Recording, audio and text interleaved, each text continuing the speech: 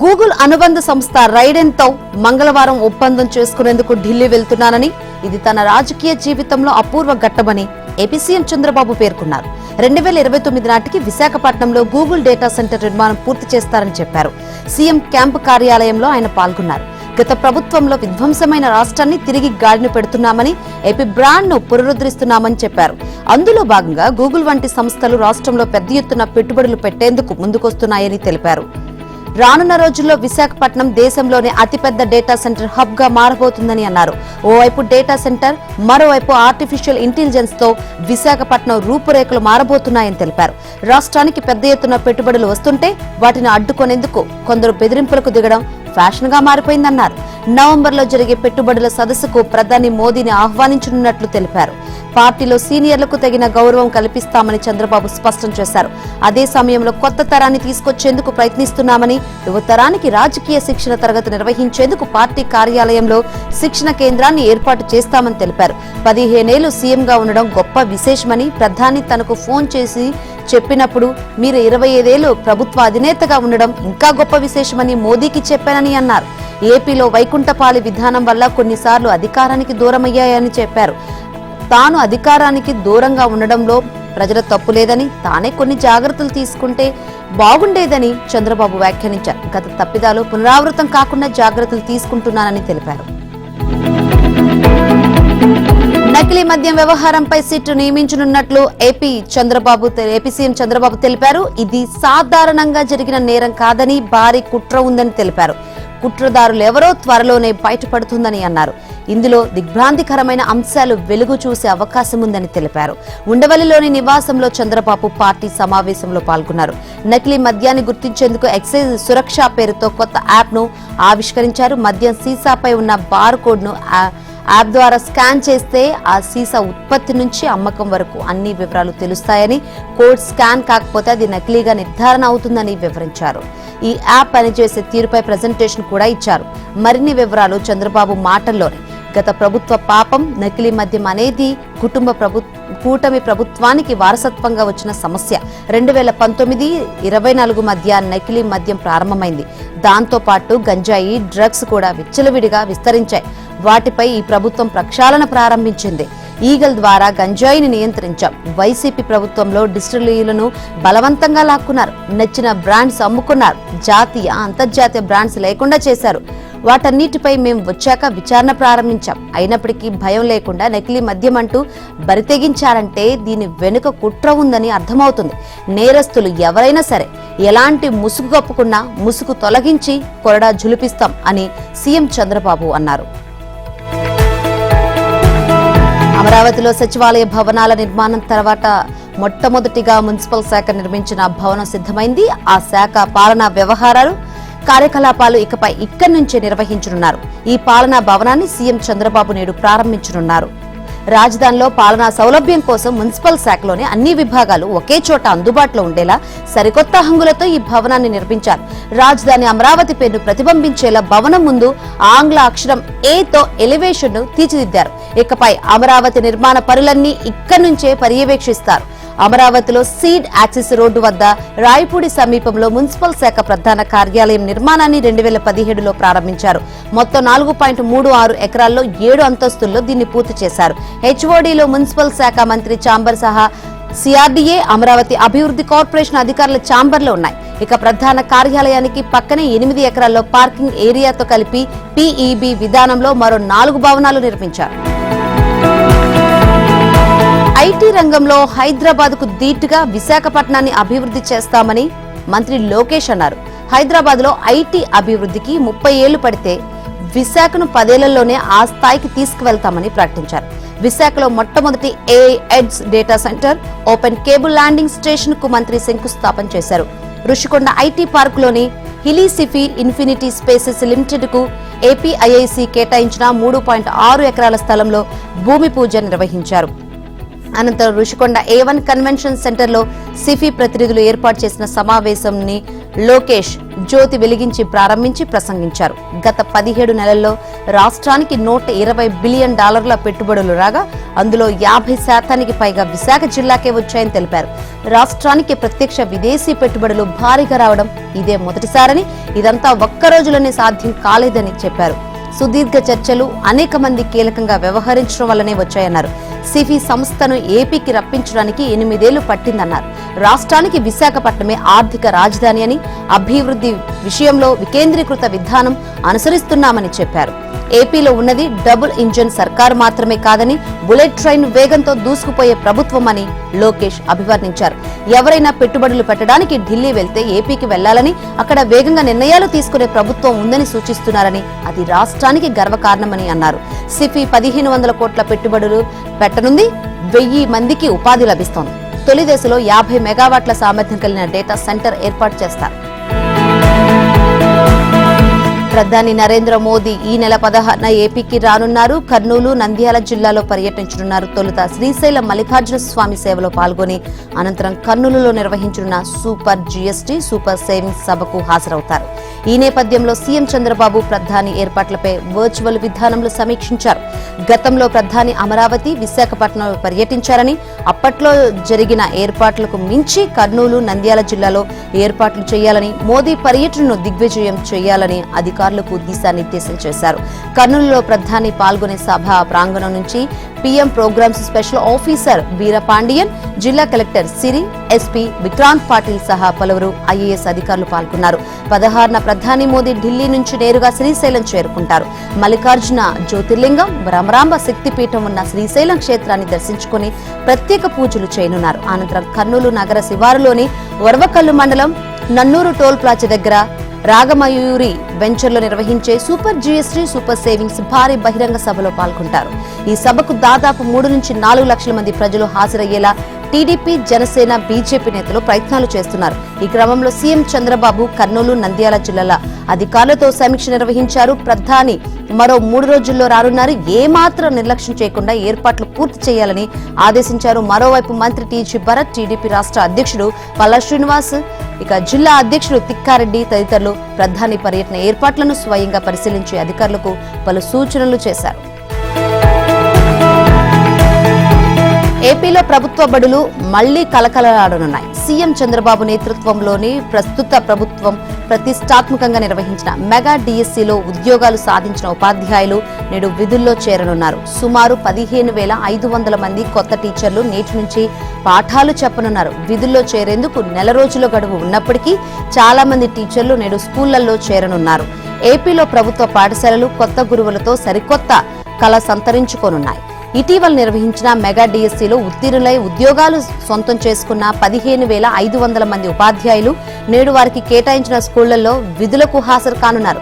పాఠశాల విద్యాశాఖ ఇప్పటికే పోస్టింగ్ ఆర్డర్స్ జారీ చేసింది. మెగా డిఎస్సీలో ప్రకటించిన 16,347 పోస్టుల్లో 13,192 పోస్టులు పాఠశాల విద్యాశాఖ పరిధిలోనే ఉన్నాయి. జిల్లా, మండల పరిషత్, ప్రభుత్వ, మున్సిపల్, మోడల్ స్కూల్స్ సహా పాఠశాల విద్యాశాఖ పరిధిలో ఉన్న పలు మేనేజ్మెంట్లలో ఈ పోస్టులు ఉన్నాయి. చాలా కాలంగా పాఠశాల విద్యాశాఖను టీచర్ల కొరత వేధిస్తుంది. ప్రతి పాఠశాలలో ఏదో ఒక సబ్జెక్టులో ఉపాధ్యాయులు లేరనే మాట వినిపించేది. అందులోనూ వైసీపీ ప్రభుత్వం ఒక్క టీచర్ పోస్టును కూడా భర్తీ చేయకపోవడంతో ఈ సమస్య మరింత పెరిగింది. ఈ క్రమంలో తాము అధికారంలోకి రాగానే మెగా డిఎస్సీ నిర్వహిస్తామని ఎన్నికల సమయంలో ప్రస్తుత సీఎం చంద్రబాబు హామీ ఇచ్చారు. ఇచ్చిన హామీ ప్రకారం అధికారం చేపట్టగానే మెగా డిఎస్సీ ఫైల్ పైనే తొలి సంతకం చేశారు. దీనికి అనుగుణంగా ఈ ఏడాది ఏప్రిల్లో నోటిఫికేషన్ ప్రకటించి 150 రోజుల్లోనే ప్రక్రియ పూర్తి చేసి ఫలితాలు ప్రకటించారు. 15,941 మంది ఉద్యోగాలకు ఎంపికయ్యారు. దీంతో దాదాపుగా పాఠశాలలో టీచర్ల కొరత తీరింది. స్థానిక ఎన్నికల్లో బీసీలకు 42% రిజర్వేషన్ కు సంబంధించిన జీవో 9 పై తెలంగాణ హైకోర్టు విధించిన స్టేను ఎత్తివేయాలని కోరుతూ రాష్ట్ర ప్రభుత్వంతో పాటు పార్టీ పరంగా కాంగ్రెస్ కూడా సుప్రీంకోర్టును ఆశ్రయించనున్నట్లు తెలుస్తోంది. ఈ మేరకు సుప్రీంకోర్టులో టీపీసీసీ స్పెషల్ లీవ్ పిటిషన్ దాఖలు చేయనున్నట్లు సమాచారం. ఇటీవల అస్వస్థతకు గురైన ఏఐసీసీ అధ్యక్షుడు మల్లికార్జున ఖర్గేను పరామర్శించేందుకు టీపీసీసీ అధ్యక్షుడు మహేష్ కుమార్ గౌడ్ నేడు ఢిల్లీ వెళ్తున్నారు. ఖర్గేను పరామర్శించిన అనంతరం పార్టీ పరంగా పిటిషన్ దాఖలు చేసే అంశంపై చర్చించేందుకు ప్రముఖ న్యాయవాది కాంగ్రెస్ ఎంపీ అభిషేక్ మను సింఘ్వీని మహేష్ కుమార్ గౌడ్ కలవనున్నట్లు పార్టీ వర్గాలు తెలిపాయి. ఇక ఇదే అంశంపై రాష్ట్ర ప్రభుత్వం నేడు పిటిషన్ దాఖలు చేయనుంది. ఇందుకోసం ముఖ్యమంత్రి రేవంత్ రెడ్డి ఇప్పటికే సింఘ్వీ సహా ఇతర న్యాయవాదులతో చర్చించారు. ఎట్టి పరిస్థితుల్లోనూ బీసీలకు 42% రిజర్వేషన్లతోనే స్థానిక సంస్థల ఎన్నికలకు వెళ్లాలని యోచిస్తున్నామని, దీనికి సంబంధించి అన్ని మార్గాలను అన్వేషించాలని కోరారు. రాష్ట్రంలో కులగణన సర్వే నిర్వహించిన తర్వాతే బీసీలకు 42% రిజర్వేషన్లు కల్పిస్తూ జీవో జారీ చేశామని, దీనికోసం ప్రత్యేకంగా ఒక కమిషన్ ఏర్పాటు చేయడం, ఆ కమిషన్ అధ్యయనం, సూచనలు, సలహాలతోనే రిజర్వేషన్ల శాతాన్ని నిర్ణయించిన విషయాన్ని సుప్రీంకోర్టుకు విన్నవించాలని కోరినట్లు సమాచారం. ఈ మేరకు అన్ని అంశాలను పొందుపరుస్తూ నేడు పిటిషన్ దాఖలు చేయనున్నట్లు సంబంధిత వర్గాల ద్వారా తెలిసిందే. జూబ్లీహిల్స్ నియోజకవర్గ ఉప ఎన్నికకు సంబంధించిన నోటిఫికేషన్ నేడు విడుదల కానుంది. ఎన్నికల సంఘం విడుదల చేసిన స్కెడ్యూల్ ప్రకారం నోటిఫికేషన్ జారీ తర్వాత నామినేషన్ల స్వీకరణ ప్రారంభం కానుంది. ఇవాళ ఉదయం 11 గంటల నుంచి 21వ తేదీ మధ్యాహ్నం 3 గంటల వరకు నామినేషన్స్ దాఖలకు అవకాశం ఉంటుందని జిల్లా ఎన్నికల అధికారి ఆర్వి కర్ణన్ తెలిపారు. షేక్పేట్ తహసీల్దార్ ఆఫీసులో ఏర్పాటు చేసిన రిటర్నింగ్ అధికారి కార్యాలయంలో నామినేషన్ దాఖలు చేయవచ్చని తెలిపారు. 15, 16, 17 తేదీల్లో మంచి ముహూర్తాలు ఉన్న నేపథ్యంలో ఈ 3 రోజుల్లోనే ఎక్కువ నామినేషన్స్ దాఖలు చేసే అవకాశం ఉందని రాజకీయ పరిశీలకులు భావిస్తున్నారు. బీఆర్ఎస్ అభ్యర్థి మాగంటి సునీత 15వ తేదీన, కాంగ్రెస్ అభ్యర్థి నవీన్ యాదవ్ 17వ తేదీన నామినేషన్ దాఖలు చేసే అవకాశం ఉన్నట్లు తెలిసింది. అలాగే కొందరు స్వతంత్రులు, ఇతర పార్టీల అభ్యర్థులు బరిలో నిలిచేందుకు రంగం సిద్ధం చేసుకుంటున్నారు. కాగా ఉద్యోగ నోటిఫికేషన్స్ జారీ చేయనందుకు నిరసనగా నామినేషన్స్ వేస్తామని నిరుద్యోగులు ప్రకటించినా వారు బరిలో ఉంటారా లేదా అన్నది తేలాల్సి ఉంది. అభ్యర్థులు డిజిటల్ పద్ధతిలోనూ నామినేషన్ దాఖలు చేసే అవకాశం ఉంది. జూబ్లీహిల్స్ ఉప ఎన్నికల్లో బీజేపీ అభ్యర్థిగా దీపక్ రెడ్డి పేరును పార్టీ జాతీయ నాయకత్వం ఎంపిక చేసినట్లు సమాచారం. ఢిల్లీలో జరిగిన బీజేపీ కేంద్ర ఎన్నికల కమిటీ సమావేశంలో చర్చించి నిర్ణయం తీసుకోగా పార్టీ పార్లమెంటరీ బోర్డు ఆమోద ముద్ర వేసినట్లు తెలిసింది. జూబ్లీహిల్స్ లో పోటీ కోసం దీపక్ రెడ్డి, కీర్తిరెడ్డి, పద్మ పేర్లతో కూడిన జాబితాను బీజేపీ తెలంగాణ అధ్యక్షుడు రామచంద్రరావు పార్టీ జాతీయ నాయకత్వానికి అందించారు. కేంద్ర ఎన్నికల కమిటీ భేటీలో దీనిపై చర్చించారు. నియోజకవర్గంలో 1,00,000 మంది ముస్లిం ఓటర్లు ఉన్న నేపథ్యంలో బీజేపీ నుంచి ఎవరు పోటీ పడితే బాగుంటుందన్న దానిపై కసరత్తు చేసినట్టు తెలిసింది. హైదరాబాద్ లోక్సభ స్థానంలో పోటీ చేసిన మాధవిలత అభ్యర్థిత్వం అంశం కూడా ప్రస్తావనకు వచ్చినట్లు సమాచారం. తర్వాత ఢిల్లీలోని బీజేపీ కేంద్ర కార్యాలయంలో ప్రధాని మోదీ అధ్యక్షతన జరిగిన బీజేపీ పార్లమెంటరీ బోర్డు సమావేశం జరిగింది. ఇందులోనూ దీపక్ రెడ్డి వైపే మొగ్గు చూపినట్లు తెలిసింది. ఏ క్షణమైనా ప్రకటన చేయవచ్చని పార్టీ వర్గాలు వెల్లడించాయి. తెలంగాణ మంత్రులు పొంగిలేటి శ్రీనివాసరెడ్డి, కొండా సురేఖ, సీతక్క మధ్య వివాదం తమ కుటుంబ సమస్య అని టీపీసీసీ అధ్యక్షుడు మహేష్ కుమార్ గౌడ్ అన్నారు. కుటుంబం అన్నప్పుడు అన్నా చెల్లెల మధ్య చిన్న పంచాయతీలు ఉంటాయని, ఈ విషయంపై మంత్రులు కొండా సురేఖ, సీతక్క తనతో మాట్లాడారని చెప్పారు. అయితే వారు ఫిర్యాదు చేసినట్లుగా కాకుండా అక్కడున్న సమాచారాన్ని మాత్రమే ఇచ్చారని తెలిపారు. దీనిపై తాను సీఎం రేవంత్ రెడ్డి కూర్చొని మాట్లాడి సమస్యను పరిష్కరిస్తామన్నారు. గాంధీ భవన్ లో మహేష్ కుమార్ గౌడ్ మీడియా సమావేశంలో మాట్లాడారు. కాంగ్రెస్ పార్టీలో ప్రజాస్వామ్యం ఉంటుందని, అధిష్టానానికి ఎవరైనా లేఖలు రాసే స్వేచ్ఛ ఉంటుందని చెప్పారు. సామాన్యుడి దగ్గర నుంచి మంత్రుల వరకు ఎవరైనా వెళ్లి అర్జీలు పెట్టుకోవచ్చన్నారు. ఇక స్థానిక ఎన్నికల్లో బీసీలకు 42% రిజర్వేషన్ల పట్ల కాంగ్రెస్ ప్రభుత్వానికి చిత్తశుద్ది ఉందని పీసీసీ చీఫ్ అన్నారు. అందుకే జీవో 9 పై హైకోర్టు ఇచ్చిన స్టే మీద సుప్రీంకోర్టు తలుపు తడుతున్నామని చెప్పారు. ప్రతిపక్షాల కుట్రలు, కుతంత్రాలకు భయపడేది లేదని, బీసీ రిజర్వేషన్ల విషయంలో వెనక్కి తగ్గేది లేదని స్పష్టం చేశారు. పాత రిజర్వేషన్ ప్రకారం ఎన్నికలు నిర్వహించే అవకాశం ఉన్నా నిర్వహించడం లేదని, బీసీలకు 42% రిజర్వేషనే తమకు ప్రాధాన్య అంశమని వెల్లడించారు. ఏడాది కిందట జరగాల్సిన ఎన్నికలను బీసీలకు 42% రిజర్వేషన్ కల్పించేందుకు ఆపామని చెప్పారు. బీజేపీ, బీఆర్ఎస్ బీసీ వ్యతిరేక పార్టీలు అని, బీసీల నోటికాడికి వచ్చిన కూడును కాలదన్నుతున్నాయని ఆరోపించారు. తెలంగాణ మంత్రులు అడ్లూరి లక్ష్మణ్ కుమార్, వివేక్ వెంకటస్వామి మధ్య సమిసిపోయిందనుకున్న వివాదం మళ్లీ రాజుకుంది. జూబ్లీహిల్స్ లో ప్రెస్ మీట్ సందర్భంగా చోటు చేసుకున్న ఘటనపై అడ్లూరి చేసిన వ్యాఖ్యలను వివేక్ తాజాగా మరోసారి ప్రస్తావించడమే ఇందుకు కారణమైంది. నిజామాబాద్ లో నిర్వహించిన మాలల ఐక్య సదస్సుకు మంత్రి వివేక్ ముఖ్య అతిథిగా హాజరై మాట్లాడుతూ మంత్రి అడ్లూరి లక్ష్మణ్ కుమార్ తో తనకు ఎలాంటి విభేదాలు లేవని, అయినా ఉద్దేశపూర్వకంగానే తనపై విమర్శలు చేస్తున్నారని అన్నారు. తాను మాలల కోసం పోరాటం చేస్తుంటే కొందరు కావాలని కుట్రలు చేస్తూ సోషల్ మీడియా వేదికగా తనను అవమానించే ప్రయత్నం చేస్తున్నారని తెలిపారు. మంత్రిగా తన పని తాను చేసుకుపోతున్నానని, మంత్రి అడ్లూరి విషయంలో అనవసరంగా తన పేరును ప్రచారం చేశారని వాపోయారు. జూబ్లీహిల్స్ లో కాంగ్రెస్ గెలుపు కోసం కష్టపడుతున్నామని, తాను ఇన్ఛార్జ్ అయ్యాక అక్కడ కాంగ్రెస్ గ్రాఫ్ పెరిగిందని వ్యాఖ్యానించారు. మంత్రి వివేక్ వ్యాఖ్యలపై మంత్రి అడ్లూరి లక్ష్మణ్ కుమార్ వెంటనే స్పందించారు. ముగిసిన వివాదాన్ని వివేక్ మళ్లీ తెరపైకి తెచ్చారని, ఈ అంశాన్ని ఇక అధిష్టానం చూసుకుంటుందని అన్నారు. జగిత్యాల జిల్లా ధర్మపురిలో ఆయన మాట్లాడారు. మాలలను గౌరవించింది ఎవరో అందరికీ తెలుసునని, ఎవరిని అవమానిస్తున్నారో చర్చకు సిద్ధమని చెప్పారు. మంత్రి వివేక్ కుమారుని ఎంపీగా గెలిపించింది తాము కాదా అని ప్రశ్నించారు. గతంలో వివేక్ తండ్రి అసెంబ్లీ ఎన్నికల్లో తనకు టికెట్ ఇచ్చారనడానికి ఆయన విజ్ఞతకే వదిలేస్తున్నానన్నారు. ఏదైనా కాంగ్రెస్ పార్టీ నేతల సమక్షంలో అంతర్గతంగా మాట్లాడితే బాగుండేదని వ్యాఖ్యానించారు. తెలంగాణ ప్రజలను కాంగ్రెస్ పార్టీ 2 ఏళ్లుగా వంచిస్తోందని, జూబ్లీహిల్స్ ఉప ఎన్నికలో ఓడిస్తేనే ఆ పార్టీకి బుద్ధి వస్తుందని బీఆర్ఎస్ వర్కింగ్ ప్రెసిడెంట్ కేటీఆర్ అన్నారు.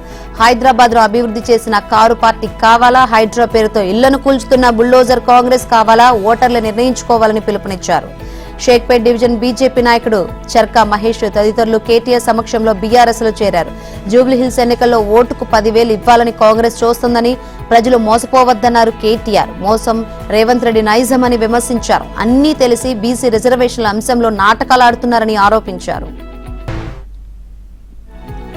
ఆయిల్ ఫామ్ ఓఈఆర్లో మలేషియా అగ్రస్థానంలో ఉండగా మరో 20 రోజుల్లో ఆ ఓఈఆర్ను అధిగమించి తెలంగాణ ఆయిల్ ఫామ్ ప్రపంచంతోనే పోటీ పడబోతుందని మంత్రి తుమ్మల నాగేశ్వరరావు అన్నారు.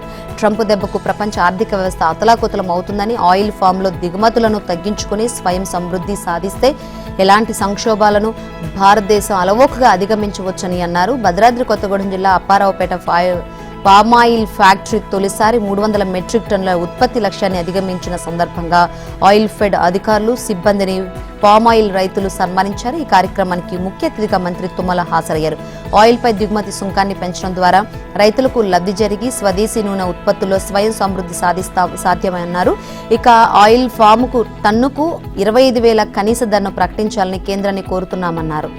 కేంద్రం పత్తికి బదులుగా పామాయిల్ పై దిగుమతి సుంకాన్ని పెంచితే రైతులకు, దేశానికి మేలు అన్నారు. దేశం మొత్తం మీద అత్యధిక ఓఈఆర్ సాధించడంతో పాటు 300 టన్నుల లక్ష్యాన్ని అధిగమించడంలో ఆయిల్ ఫెడ్ అధికారుల కృషి అభినందనీయమన్నారు. సంగారెడ్డి జిల్లా కంటి మండలం భీమ్రా గ్రామంలో విషాద ఘటన చోటు చేసుకుంది. పోలియో చుక్కలు వెక్టించి 3 నెలల మగ శిశువు మృతి చెందింది. గ్రామానికి చెందిన సర్కుందొడ్డి ఉమాకాంత్, స్వర్ణలత దంపతులకు 3 కూతుళ్లు, 3 నెలల కుమారుడు ఉన్నారు. వారికి పోలియో చుక్కలు వేయించేందుకు తల్లి స్వర్ణలత స్థానిక ప్రాథమిక ఆరోగ్య కేంద్రానికి తీసుకువెళ్లింది. ఆశా వర్కర్లు పోలియో చుక్కలు వేసిన కొద్దిసేపటికే శిశువు ఏడవడం ప్రారంభించడంతో పాలు పట్టేందుకు తల్లి ప్రయత్నిస్తుండగానే పసికందు ప్రాణాలు కోల్పోయింది. వైద్యాధికారి శిశువును పరిశీలించి వివరాలు తెలుసుకున్నారు. పోలియో చుక్కలు వేయడం ద్వారానే తమ కుమారుడు మృతి చెందాడని తల్లిదండ్రులు ఆరోపించారు. ఈ మేరకు పోలీసులకు ఫిర్యాదు చేయడంతో వారు కేసు నమోదు చేసి శిశువును పోస్టుమార్టం కోసం నారాయణఖేడ్ ఆసుపత్రికి తరలించారు. పీహెచ్సీ వైద్యాధికారి నాగమణి ఆంధ్రజ్యోతి వివరణ కోరగా, శిశువుకు వేసిన పోలియో చుక్కల సీసా నుంచి మరో 17 మందికి వేశామని, ఎవరికీ హాని జరగలేదని తెలిపారు. నైరుతి రుతుపవనాలు నిష్క్రమించి ఈశాన్య రుతుపవనాల ప్రవేశానికి వాతావరణం అనుకూలంగా మారింది. దక్షిణాదిలో పలు రాష్ట్రాలు తప్ప దేశంలో అనేక ప్రాంతాల్లో ఆకాశం నిర్మలంగా మారి పొడి వాతావరణం నెలకొంది. రాత్రి ఉష్ణోగ్రతలు సాధారణం కంటే తక్కువగా నమోదవుతున్నాయి. దీంతో నేడు, రేపు ఉత్తర, తూర్పు, ఈశాన్య, మధ్య భారతంతో పాటు తెలంగాణ వరకు నైరుతి రుతుపవనాలు నిష్క్రమించనున్నాయి వాతావరణ శాఖ తెలిపింది. ఈ నేపథ్యంలో ఈ నెల 16వ తేదీన దక్షిణాదిలోకి ఈశాన్య రుతుపవనాలు ప్రవేశించనున్నాయని వాతావరణ నిపుణులు తమిళనాడు ప్రభుత్వానికి సమాచారం ఇచ్చారు. దక్షిణ తమిళనాడుకు ఆనుకుని నైరుతి బంగాళాఖాతంలో ఉపరితల ఆవర్తనం కొనసాగుతుంది. దీంతో నేడు ఏపీలో పలుచోట్ల వర్షాలు, కోస్తాలో అక్కడక్కడ భారీ వర్షాలు కురుస్తాయని వాతావరణ శాఖ తెలిపింది. బల్క్ డ్రగ్ పార్క్ వద్దంటూ 29 రోజుల నుంచి ఆందోళన చేస్తున్న అనకాపల్లి జిల్లా రాజయ్యపేట మత్స్యకారులు తన ఉద్యమ పంథాను ఒక్కసారిగా మార్చుకున్నారు. హైకోర్టు అనుమతితో ఆదివారం రాజయ్యపేట రావాల్సిన బీసీవై నేత రామచంద్ర యాదవ్ను పోలీసులు అడ్డుకోవడాన్ని నిరసిస్తూ 4 కిలోమీటర్లు నడుచుకుంటూ నక్కపల్లి వద్ద జాతీయ రహదారికి చేరుకుని బైఠాయించారు. కనీసం ద్విచక్ర వాహనం కూడా వెళ్లడానికి వీల్లేకుండా హైవేను దిగ్బంధించారు. అయితే బల్క్ డ్రగ్ పార్క్ ఏర్పాటు చేయవద్దని, అనుమతులు రద్దు చేయాలని, తమ పట్ల దురుసుగా ప్రవర్తించిన అడ్డరోడ్డు సీఐ, నక్కపల్లి ఎస్ఐలను సస్పెండ్ చేయాలని పెద్ద ఎత్తున నినాదాలు చేశారు. విషయం తెలుసుకున్న నర్సీపట్నం ఆర్డీఓ వివి రమణ వచ్చి మత్స్యకారులతో మాట్లాడేందుకు ప్రయత్నించారు. కానీ కలెక్టర్ వచ్చి తమకు సమాధానం చెప్పాలని ఆందోళనకారులు డిమాండ్ చేశారు. కలెక్టర్ ఎస్పీ నక్కపల్లి వెళ్లారు. అప్పటికే ఇరువైపులా అటు అన్నవరం ఇటు తాళ్లపాలెం వరకు సుమారు 50 కిలోమీటర్ల వాహనాలు నిలిచిపోయాయి. ఇప్పటికే 4 గంటల నుంచి జాతీయ రహదారిపై వాహనాలు నిలిచిపోవడం వల్ల ప్రయాణికులు, చిన్నపిల్లలు, వృద్ధులు తీవ్ర ఇబ్బందులు పడుతున్నారని, ఆందోళన విరమించాలని కలెక్టర్, ఎస్పీ సూచించారు. పోలీసులపై విచారణ చేసి తప్పని తేలితే చర్యలు తీసుకుంటామని హామీ ఇచ్చారు. బల్క్ డ్రగ్ పార్కుపై 15వ తేదీన రాజయ్యపేట నుంచి వచ్చి సమావేశం నిర్వహించి మాట్లాడతామని హామీ ఇవ్వడంతో మత్స్యకారులు ఆందోళన విరమించారు. ధరలేక ఉల్లి కన్నీళ్లు పెట్టించింది. వర్షాలకు పత్తి నల్లబారింది. అధిక వడ్డీలకు అప్పు తెచ్చి సాగు కోసం పెట్టిన పెట్టుబడి మట్టిపాలైంది. ఊళ్ళో పనుల్లేవు, కుటుంబ పోషణకు దారిలేదు. పొట్టకూటి కోసం పల్లె జనం వలసబాట పడుతున్నారు. పదుల సంఖ్యలో ఊళ్లు ఖాళీ అవుతున్నాయి. వందల సంఖ్యలో కుటుంబాలు తరలి వెళ్లిపోతున్నాయి. జనం లేక పల్లె సీమలు బోసిపోతున్నాయి. ఇళ్లకు తాళాలు దర్శనమిస్తున్నాయి. ఇది కర్నూలు జిల్లాలోని గ్రామాల ప్రస్తుత పరిస్థితి. కర్నూలు జిల్లా చింతకుంట గ్రామంలో నుంచి ఒక్కరోజే 200కు పైగా కుటుంబాలు వలస వెళ్లిపోయాయి. వలస వెళ్లిన వారిలో 25 మంది విద్యార్థులు కూడా ఉన్నారు. కర్నూలు జిల్లాలో వలసలు ఏ స్థాయిలో ఉన్నాయో చెప్పడానికి ఇది ఒక ఉదాహరణ. చింతకుంటతో పాటు కోసిగి, దుద్ది, చిన్నభూంపల్లి, దొడ్డిబెలగల్, అర్లబండ, సజ్జలగుడ్డం, వందగల్లు, జంపాపురం, దొడ్డి, పల్లెపాడు తదితర గ్రామాల నుంచి పల్లె జనం వలస వెళ్లారు. ఒక్కో గ్రామంలో కనీసం 50 నుంచి 100 కుటుంబాలు పైగా ఇప్పటికే ఊరు వదిలి వెళ్లారు. బీహార్ అసెంబ్లీ ఎన్నికలకు సంబంధించి ఎన్డీఏ కూటమిలో సీట్ల సర్దుబాటు ఖరారైంది. మొత్తం 243 స్థానాలకు గాను ప్రధాన పార్టీలైన జేడీయూ, బీజేపీ చేరి 101 స్థానాల్లో పోటీ చేయనున్నాయి. కేంద్ర మంత్రి చిరాగ్ పాసవాన్ ఆధ్వర్యంలోని లోక్ జనశక్తి పార్టీ 29 సీట్లలో, మరో కేంద్ర మంత్రి జితన్ రామ్ మాంఘీ నేతృత్వంలోని హిందుస్థానీ ఆవాం మోర్చా 6 చోట్ల, ఇంకో కేంద్ర మంత్రి ఉపేంద్ర కుష్వాహాకు చెందిన రాష్ట్రీయ లోక్ మోర్చా 6 స్థానాల్లో పోటీ చేయనున్నాయి. సీట్ల పంపకం ఖరారైనట్లు కేంద్ర మంత్రి BJP Bihar incharge Dharmendra Pradhan X ద్వారా ప్రకటించారు. ప్రధాని నరేంద్ర మోదీ ఇతర సీనియర్ నాయకులు పాల్గొన్న బీజేపీ సెంట్రల్ కమిటీ సమావేశంలో సీట్ల సర్దుబాటుకు ఆమోదం లభించిందని తెలిపారు. బీజేపీ కన్నా జేడీయూ ఎక్కువ సీట్లలో పోటీ చేయకుండా ఉండడం ఇదే ప్రథమం కావడం గమనార్హం. బీజేపీ కన్నా జేడీయూ కనీసం ఒక్క సీట్లోనైనా అదనంగా అభ్యర్థిని నిలబెడుతుందని తొలుత ఊహాగానాలు వ్యాపించిన 2 సరిసమాన స్థానాల్లో పోటీ చేయనుండడం విశేషం. పశ్చిమ బెంగాల్ దుర్గాపూర్ ప్రాంతంలో వైద్య విద్యార్థిని గ్యాంగ్ రేప్ ఘటనపై సీఎం మమత తీవ్ర దిగ్భ్రాంతి వ్యక్తం చేశారు. అయితే బాధితురాలు అర్ధరాత్రి కాలేజ్ బయటకు ఎలా వెళ్లిందని ప్రశ్నించారు. ఆమె అర్ధరాత్రి బయటికి ఎలా వెళ్లిందో మెడికల్ కాలేజ్ నిర్వాహకులు సమాధానం చెప్పాలన్నారు. ప్రైవేటు వైద్య కళాశాలలు తమ విద్యార్థుల పట్ల జాగ్రత్త వహించాలన్నారు. ముఖ్యంగా రాత్రులు బయటకు అనుమతించకూడదన్నారు. బయట రాష్ట్రాల నుంచి వచ్చిన వారు హాస్టల్ నిబంధనలు పాటించాలని, రాత్రులు బయటకు వెళ్లకూడదని సూచించారు.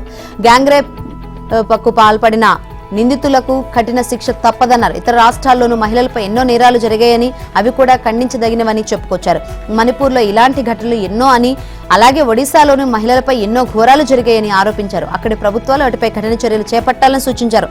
వైద్య విద్యార్థిని గ్యాంగ్ రేప్ కేసులో 4 వ్యక్తులను పశ్చిమ బెంగాల్ పోలీసులు అరెస్ట్ చేశారు. ఈజిప్ట్లో నేడు జరగనున్న గాజా శాంతి ఒప్పంద కార్యక్రమానికి హాజరు కావాలని ప్రధాని మోదీని అమెరికా అధ్యక్షుడు ట్రంప్ ఈజిప్ట్ అధ్యక్షుడు ఆహ్వానించారు. కార్యక్రమానికి చివరి నిమిషంలో శనివారం మోదీకి ఆహ్వానం అందిందని సంబంధిత వర్గాలు తెలిపాయి. అయితే గాజా స్క్రిప్ట్లో యుద్ధాన్ని ముగించే లక్ష్యంతో నిర్వహిస్తున్న ఈ శిఖరాగ్ర సమావేశంలో భారత్ తరపున విదేశాంగ సహాయ మంత్రి కీర్తివర్ధన్ సింగ్ పాల్గొంటారని వెల్లడించాయి. ట్రంప్ ఈజిప్ట్ అధ్యక్షతన 20కి పైగా దేశాల నాయకుల సమక్షంలో నేడు మధ్యాహ్నం షర్మ్ ఎల్ షేక్ లో గాజా శాంతి ఒప్పందం జరగనుంది. ఈ కార్యక్రమానికి ఐరాస secretary general Antonio Guterres, Britain ప్రధాని కీర్ స్టార్మర్, ఇటలీ ప్రధాని మెలోని, స్పెయిన్ ప్రధాని సాంచెజ్, ఫ్రెంచ్ అధ్యక్షుడు ఇమాన్యుయల్ మాక్రాన్ తదితర నాయకులు హాజరు కానున్నారు. విలేకరుల సమావేశానికి మహిళా జర్నలిస్టులను ఆహ్వానించకపోవడంపై తీవ్ర విమర్శలు వెల్లువెత్తడంతో ఆఫ్ఘన్ విదేశాంగ మంత్రి అమీర్ ఖాన్ ముత్తాఖీ దిద్దుబాటు చర్యలు చేపట్టారు. స్త్రీ, పురుష జర్నలిస్టులందరినీ ఆహ్వానించి ఢిల్లీలో విలేకరుల సమావేశాన్ని నిర్వహించారు. శుక్రవారం నాటి విలేకరుల సమావేశానికి మహిళా జర్నలిస్టులను ఆహ్వానించకపోవడం ఉద్దేశపూర్వకంగా చేసింది కాదని, అది సాంకేతికంగా జరిగిందని వివరణించారు. కొందరు నిర్దిష్ట జర్నలిస్టులతో ప్రెస్ మీట్ నిర్వహించాలని తమ రాయబార కార్యాలయ అధికారులు భావించారు. శుక్రవారం భారత విదేశాంగ మంత్రి జైశంకర్తో ద్వైపాక్షిక చర్చలు జరిపిన ముత్తాకి అదే రోజు ఢిల్లీలోని ఆఫ్ఘన్ రాయబార కార్యాలయంలో విలేకరుల సమావేశం నిర్వహించారు. ఆ సమావేశానికి మహిళా జర్నలిస్టులను ఆహ్వానించకపోవడంపై ప్రతిపక్షాలు మండిపడ్డాయి. జైశంకర్తో తాను జరిపిన ద్వైపాక్షిక చర్చల గురించి విలేకరుల సమావేశంలో ముత్తాకి వివరించారు. ఆఫ్ఘనిస్తాన్లో నిలిచిపోయిన అభివృద్ధి ప్రాజెక్టులను పునః ప్రారంభించేందుకు ఇరుపక్షాలు అంగీకరించినట్లు చెప్పారు. త్వరలో ఆఫ్ఘన్ నుంచి దౌత్య బృందం ఢిల్లీకి రానుందని తెలిపారు. అలాగే అమృత్సర్ నుంచి ఆఫ్ఘన్కు త్వరలోనే విమానాలు నడవనున్నట్లు తెలిపారు. మహిళల వన్డే ప్రపంచ కప్లో భారత్ వరుసగా రెండో ఓటమి చవిచూసింది. విశాఖపట్నం వేదికగా జరిగిన మ్యాచ్లో టీమిండియాపై ఆస్ట్రేలియా 3 వికెట్ల తేడాతో విజయం సాధించింది. భారత్ 331 పరుగుల భారీ లక్ష్యాన్ని నిర్దేశించిన డిఫెండింగ్ ఛాంపియన్ ఆస్ట్రేలియా 6 బంతులు మిగిలుండగానే 7 వికెట్లు కోల్పోయి ఛేదించింది. అలీసా హిలీ కెప్టెన్ ఇన్నింగ్స్ ఆడి జట్టు విషయంలో కీలక పాత్ర పోషించింది. అలీసా హిలీ 107 బంతుల్లో 142 పరుగులు తీసింది.